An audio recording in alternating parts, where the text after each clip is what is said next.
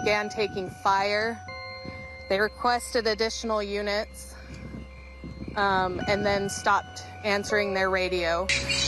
Oh, I hear them smashing windows. A neighbor now sharing with KSL video he took of the roughly 50 officers who came to help them.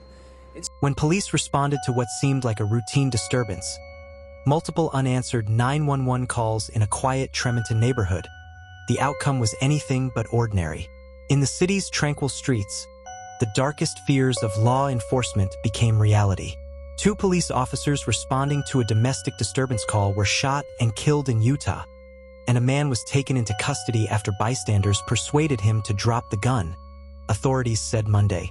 The officers were identified as Sergeant Lee Sorensen, 56, and Officer Eric Estrada, 31, of the Tremonton Garland Police Department. A sheriff's deputy and a police dog also were shot and wounded in their car as they arrived to help at a neighborhood in Tremonton on Sunday night. The deputy from Box Elder County was released from the hospital Monday and the dog was hospitalized in fair condition, police said. These officers are definitely heroes, Police Chief Chad Reyes in neighboring Brigham City said at a news conference Monday morning. When police respond to domestic disturbance calls, we really don't know what we're walking into, he said, and they are one of the most dangerous events that we can be dispatched on. Police received multiple 911 hang-up calls from a home in the city. A single officer from the Tremonton Garland Police Department arrived first and was speaking to someone at the home when the man came out with a gun, police said in a news release. He said, "Are you pushing the button for distress on your phone?" I'm just like, "No, I'm not doing that." So I showed him my phone, and then he just drove off around the block. He's like, "I'm just trying to find this distress call." Officer from the department who responded was immediately fired upon by the same male suspect and was killed, it said. After the officers were shot, bystanders persuaded the man to put down his weapon, police said. Up to 50 officers from multiple agencies responded. SWAT teams arrived to clear the home and verify that there was no further threat, police said.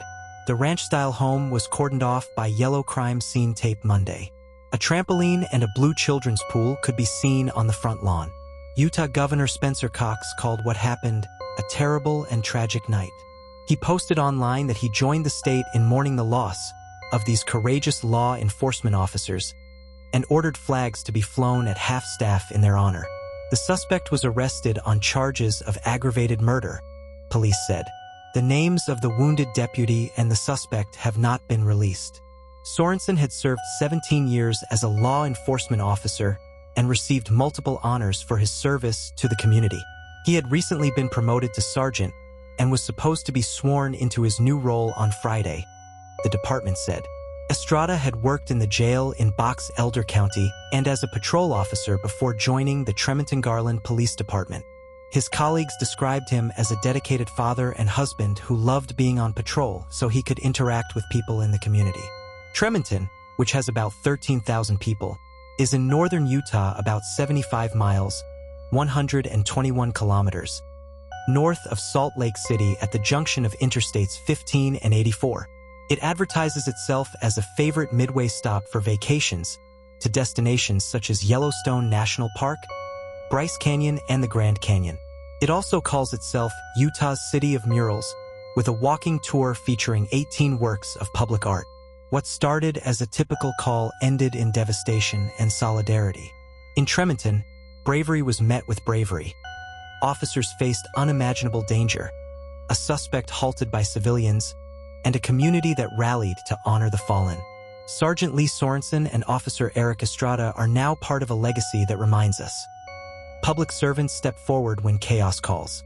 May their memory fuel steadfast devotion to justice, or at least inspire gratitude in every one of us. My question: do you think police officers are given enough protection when responding to dangerous domestic calls? And if you lived in Tremonton, would this incident change how safe you feel in your own neighborhood? Leave your answers in the comments section.